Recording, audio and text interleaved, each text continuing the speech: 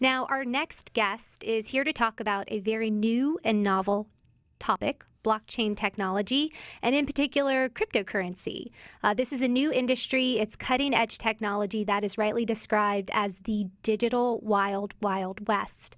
Now, the reality is that this industry is so new, at least in broader applications, that there are very few actual experts.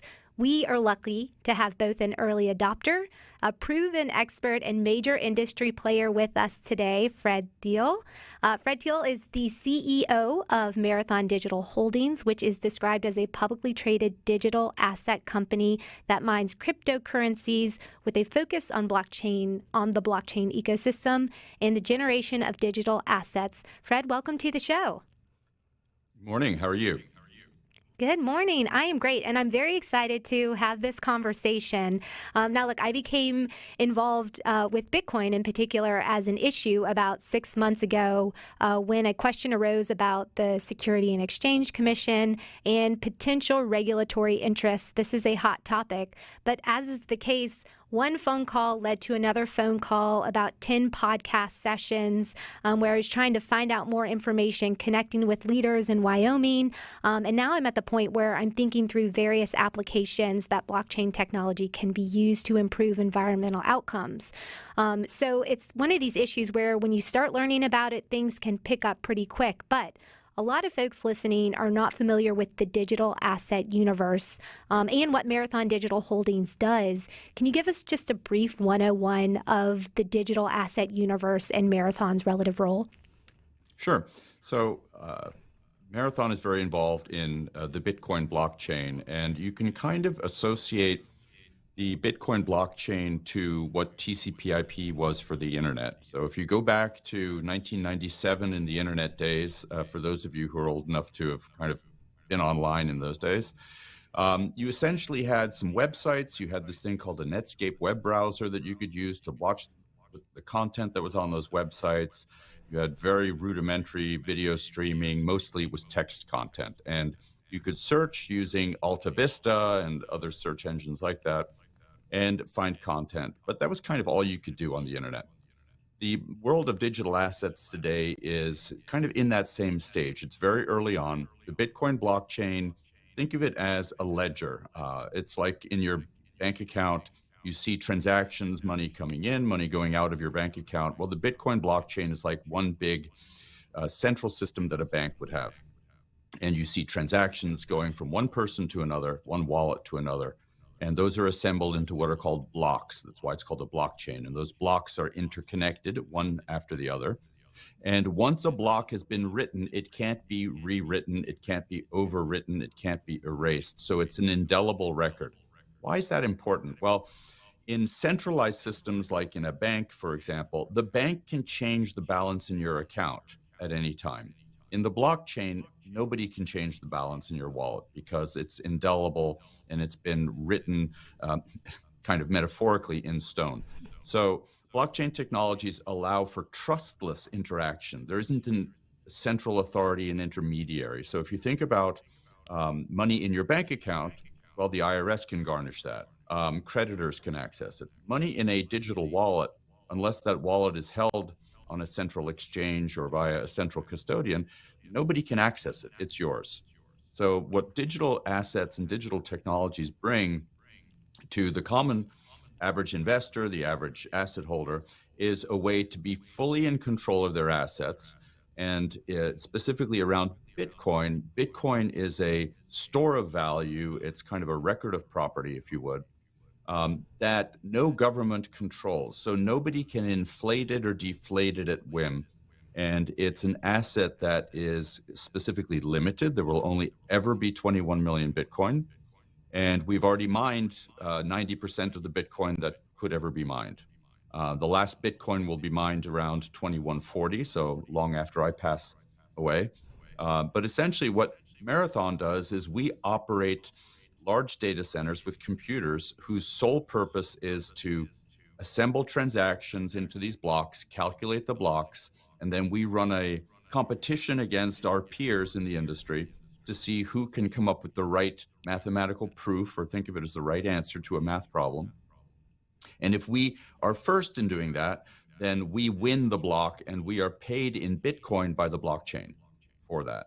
And so today we get 6.25 Bitcoin for every block that we register on the blockchain. And the likelihood that a miner like Marathon will win a block is essentially statistically determined based on how much compute power we're contributing to the overall global network. And today, the global network consists of millions of computers who generate essentially the equivalent of 190 exahash.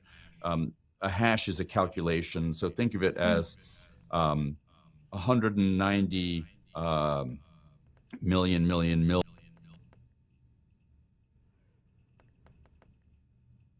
And of around it. people mining generate, and then we contribute a certain portion of that.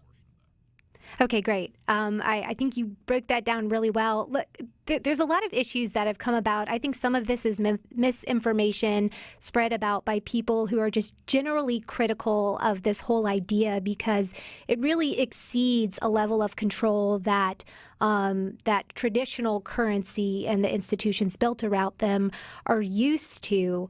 Some folks may be wondering, though, they've been exposed to this type of information. You say that this is basically a transaction where there is no third party, so it's safer and secure. There's been information that this is actually just something used by criminals and people that wish to advocate ill will across the globe. Can you briefly respond to that? Sure. The currency that is used predominantly for illicit transactions is this fiat currency called the US dollar. Uh, Bitcoin has, by its nature, full transparency. You can see and follow every transaction. So imagine if the Department of Justice, the FBI, whoever, could see that, oh, you just paid money to a criminal. The criminal moved the money from bank A to bank B to bank C to bank D, et cetera, and then just wait for them at the last bank for them to try and withdraw the money and arrest them. That's how the Bitcoin blockchain works. You can see every movement of money across the Bitcoin blockchain. It is very hard to obfuscate using Bitcoin. It's easier with other crypto assets, but Bitcoin, it's very, very hard. And you can do a little bit of Google searching and you'll see some of these larger ransomware attacks that happened earlier this year. The Department of Justice was essentially able to follow the money all the way to the criminal who had perpetrated it. And that's thankfully because it was done using Bitcoin. Yeah, and so some of these criticisms are overblown and a little out of context. Now, look, shift gears domestically. Many states, Wyoming, Texas, Florida, Tennessee, come to mind. They're working hard to be havens for cryptocurrency investment and a magnet for affiliated types of investments. What should a state like Mississippi, that has access to cheap, reliable power, which is very important in terms of mining and engaging in the network, what can we do to attract this type of investment that's going to be important looking forward into economic opportunities of the future? That's a great question. So every state should be focused on how they can leverage digital assets to help build a better economy in the state. So at the simplest level, it's why not adopt digital assets as a way to manage payments and investments within the state? So you find certain politicians in some states are even taking their salaries in Bitcoin. Mayor of New York, mayor of Miami, for example. Um, Power is one thing. Cheap power is good relative to having Bitcoin miners mine in the state. So that in and of itself will bring jobs and generate revenues within the state. If you go to the layer above that, as you start building businesses that create applications for payments or real estate management, for investment management, even lotteries, all of these things can be built on different blockchains. And if a state adopts a positive regulatory framework for that, then you'll see companies come into the state, invest in the state, hire people in the state, and really build businesses around that. And just look at the benefits that gaming brought to certain states and That's right. to First Nations tribes. Not that Bitcoin is gambling at all. I don't mean it that way at all. But it's an industry where the minute you create a friendly regulatory framework, you create economic benefits for people in the state. And I think that any state that builds good regulatory frameworks that provide safety for consumers, but at the same time incentivize companies to invest in the state will be very beneficial. And I think Wyoming's doing a great job with that relative to their banking regulatory frameworks.